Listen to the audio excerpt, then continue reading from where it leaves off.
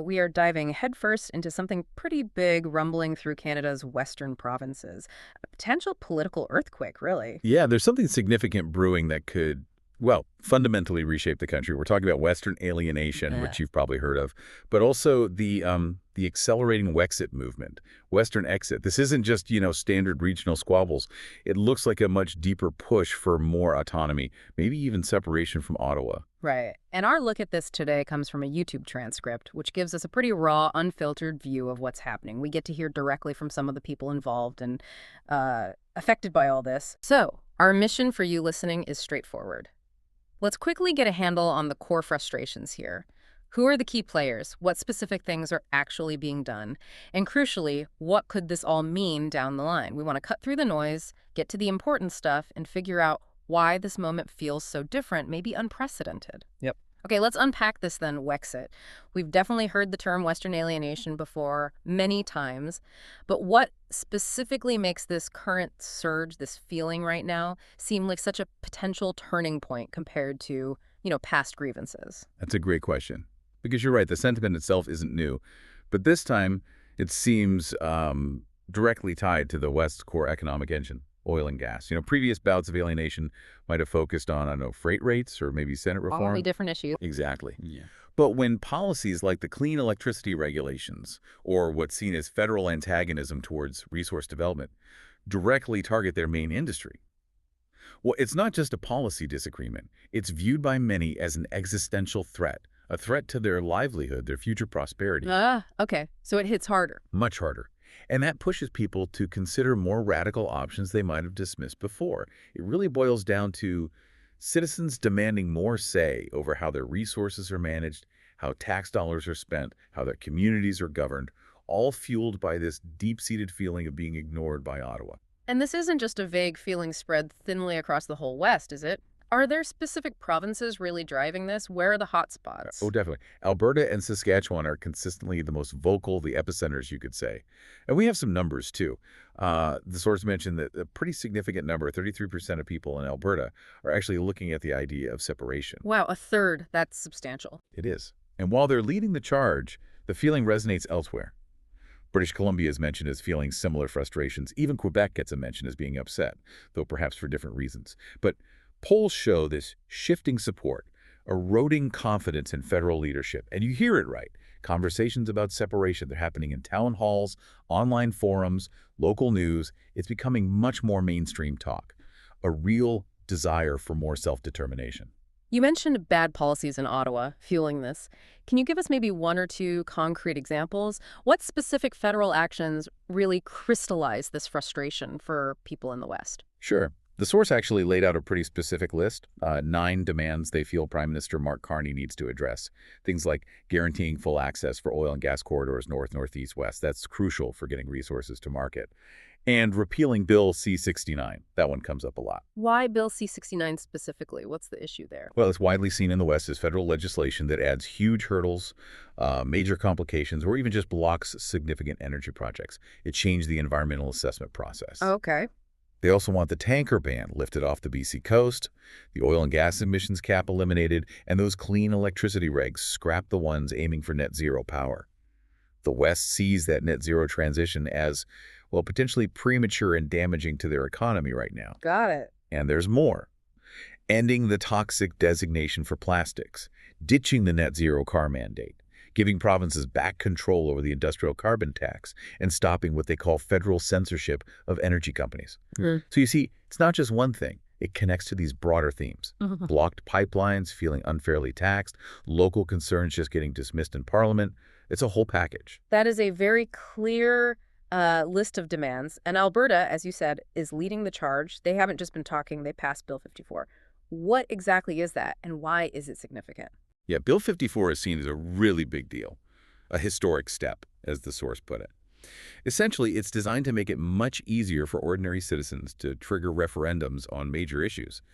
And that includes, potentially, a referendum on separation. Easier how? It lowers the threshold, the number of signatures needed to force a vote, and it gives people more time to gather those signatures.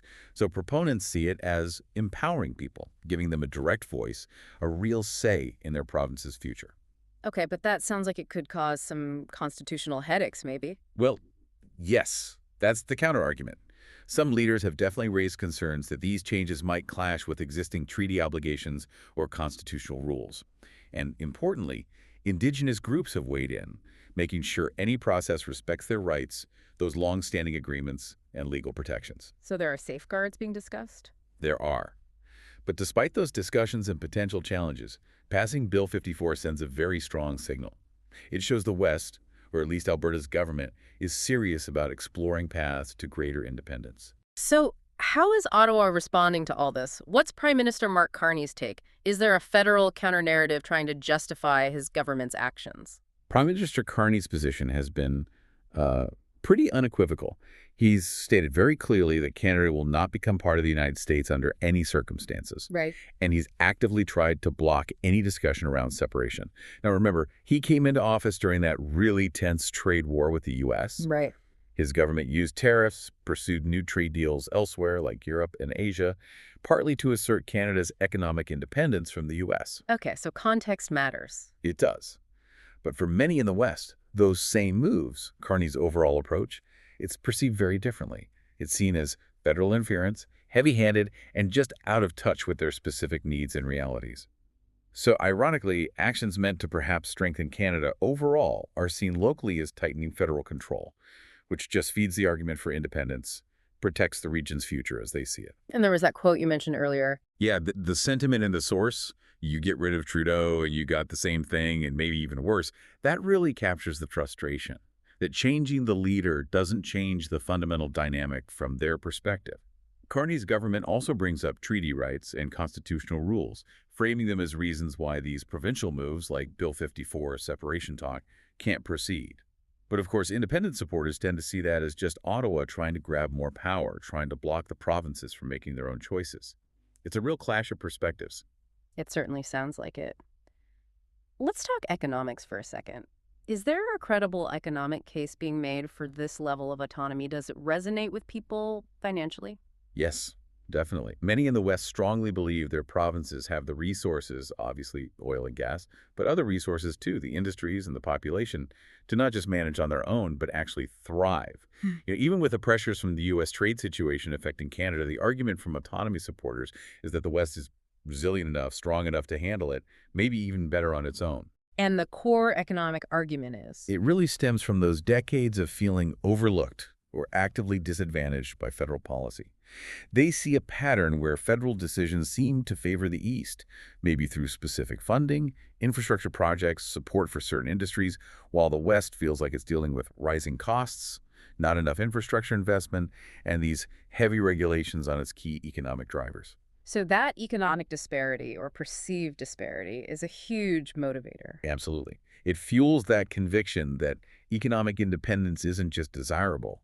It might be necessary for their long-term prosperity. This really does sound like a fundamental battle over who governs the West, who gets to make the key decisions. It's fascinating how these specific policy disputes can snowball into such a major movement. It is. And that tension between federal power and provincial desire for independence is clearly escalating. It seems like every legal challenge Ottawa might raise, every statement defending federal jurisdiction, every proposed amendment. From the perspective of many Westerners, it just strengthens their case for needing independence. It becomes more evidence for their argument. Exactly. Independence isn't some fringe, far-off idea anymore. It's being discussed seriously in homes, in workplaces, across communities in the West.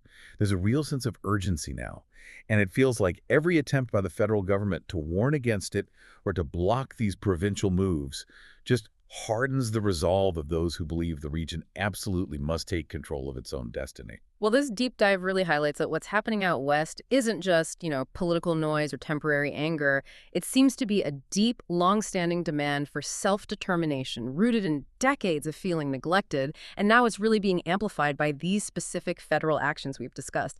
It's like a historical current hitting a very specific modern dam. That's a good way to put it.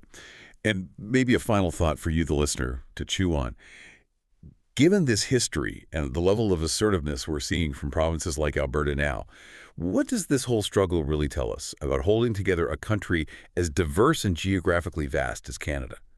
What could the long-term implications be, Not just for Canada, obviously, but maybe for other large nations dealing with similar strong regional identities and pushes for more autonomy.